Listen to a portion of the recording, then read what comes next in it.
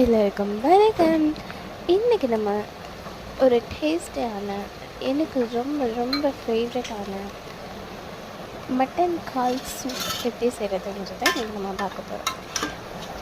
எனக்கு ரொம்ப ரொம்ப பிடிச்சது. ஸோ அதுக்கு காலை நம்மளே வாங்கி க்ளீன் பண்ணி எல்லாம் பண்ணலாம். பட் அது லாங் ப்ராசஸ்.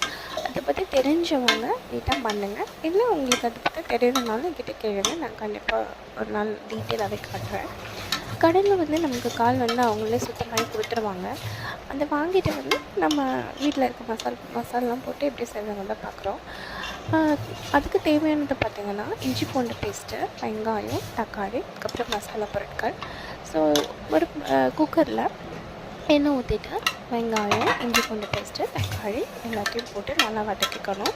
வதங்கினதுக்கப்புறம் ராஸ்பல் போனதுக்கப்புறம் பார்த்திங்கன்னா நம்ம மிளகுத்தூள், அதுக்கப்புறம் மல்லித்தூள், அதுக்கப்புறம் கரம் மசாலா அரைச்சி வச்சுருப்போம்ல, அது பச்சை மிளகா போட்டு நல்லா வதக்கிக்கணும்.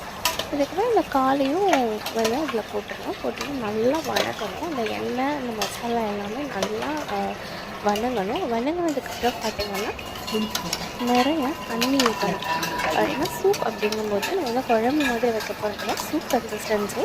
ஸோ அதனால் நம்ம நிறைய தண்ணி ஊற்றிட்டு குக்கரில் போட்டு ஒரு கிட்டத்தட்ட 7-8 விசில் 9 விசில் நல்லா விடணும். 10 விசில் 12 விசில் கூட விடுங்க, தப்பு கிடையாது.